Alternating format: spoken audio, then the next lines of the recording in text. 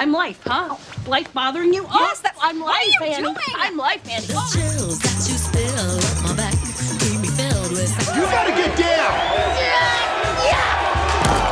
How did you get to be so fearless in Just probably performance? dumb. Just probably really dumb. Melissa McCarthy has become one of Hollywood's leading ladies. I put out my sexuality through motion. When this starts going, it's all, you'll get it. Playing roles that aren't exactly ladylike, at least not in typical Hollywood terms. Like if somebody's doing something and you're laughing and at the same time you're so embarrassed for them. Dude, I can hit the It's my absolute favorite type of laugh. ooh, barracuda. You kind of have to be willing to act and look like a wreck in certain scenes. Yeah, I think you're supposed to be the butt of the joke. This is some classy here. Jesus, Megan. I'm sorry, I want to apologize. I'm not even confident of which end that came out of. You see this? McCarthy is redefining the A-list actress. She can play rough. I would like to rear up and jackknife my legs and kick you both. She's not a size 0, But don't make me, I don't want to have and to her choose characters come between you. with plenty of character flaws. Larry, she's telling me to take you out. I'm a veteran. That's amazing. In a lot of comedies, they kind of take all the problems away from the women. They give her great clothes, great hair. She almost always owns like an artisanal shop. Like she owns her own Cheese place. shop. Yeah, it's always like a cheese shop in Manhattan. And the whole time I'm watching it, I just think, how can you pay for rent? You have a Chloe bag. Like you can't be broke. They're charming and they just can't find a man. Like I would date her. Like who's not dating these women? And then they say, now go be funny. And I always think, with what? Like there's no tools. And Melissa, right over this right there. What she really doesn't like is when women in comedies are reduced to playing off men and stripped of any actual personality. It's a lot of like, oh, Jim. Oh, Jim. Oh, Jim. And then I always feel like, oh, God bless. Like, she's trying to say it different ways, but Right. What point of view do you have when 9 out of 10 of your lines are, oh, Jim. Oh, Mo. Oh, Mo. Melissa McCarthy grew up on a farm in Illinois, but she developed many of her comedic tools at the Groundlings, an improvisational comedy theater in Los Angeles.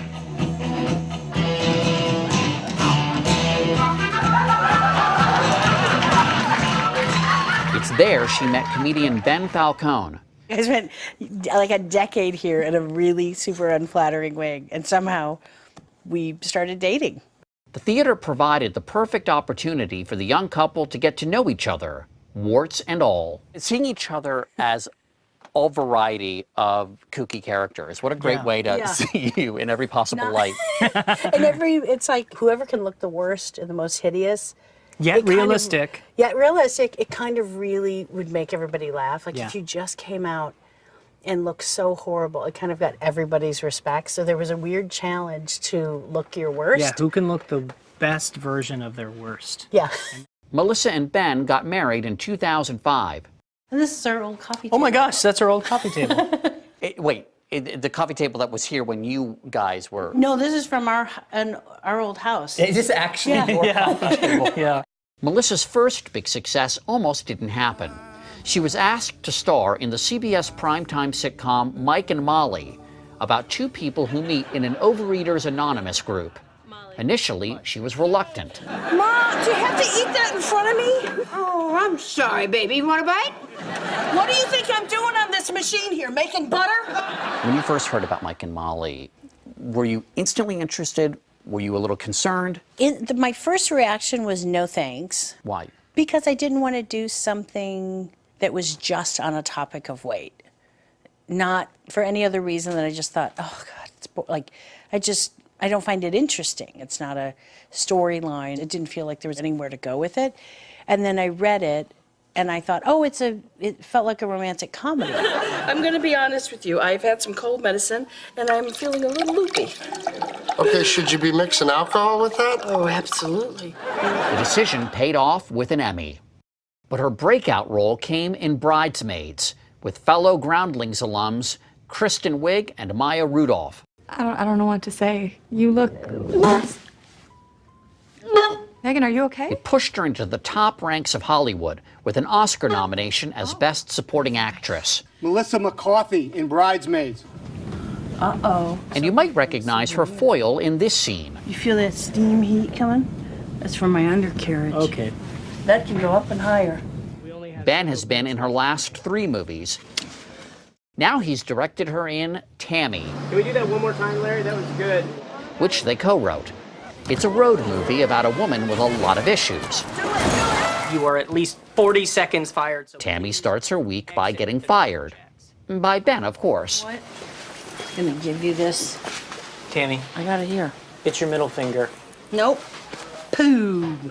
Read between the lines. Shockingly, you're nothing like the people you play in Tammy. Well, True. I know. Well, for some True. reason, we're always aggressively fighting each other in movies for some reason. She likes to take it so far that, Yes. as she says, the audience might be embarrassed for the character. Right. Now, do you ever, as her husband, think, "Ooh, don't do that"? Yeah. Yeah, you know, just sometimes I'll be like, ooh, mama. Take me. He still cringes over her sex scene in the movie Identity Thief. I'm just sitting there in the audience. I'm like, okay, still really funny. Everybody's laughing, but I'm just sort of like, ooh, that's a lot. That's a lot. It's so funny because she's got this, the raunchy Melissa McCarthy. She's so raunchy. She's so wrong. And it's like, she's like totally just a Midwestern. Hi, how you doing? You know, just like, hi, you know, like super sweet. It would be fun to get to show. I haven't heard her swear yet. And you won't. Is cursing allowed at home? I don't curse anywhere near what I do in movies. Except for that one time when she was shooting The Heat with Sandra Bullock. I threw like an F-bomb, but in my defense, I had been spending 14-hour days just saying 500 F-bombs. Method. Stop touching my butt. Stop it. Don't move those hands at me. I'll get that. I'll take that far right out of your hair. And so then I got home and I literally said, I just casually dropped one. And Ben looked at me and said, "Are you crazy?" Because my 2 girls were there. I was like, it was, oh, God, I felt crazy. Yeah. Melissa and Ben have 2 young daughters. They say at home it's Ben who's the scene stealer. Well, it just sounds like they're gales of laughter. There is, you make me, I probably laugh to the point where I literally think I can't get air in probably 4 times a day. I just can't imagine not having, I think often about having a different husband. No, I can't imagine having a husband or a partner or whoever you're with all the time that doesn't make you laugh like that. Oh, ma'am. Cops, are you? Yes, ma'am. Melissa McCarthy wants her audiences to laugh like that too. Bees here, ma'am. There was a bee. And she'll do just about anything to make it happen. Are you okay?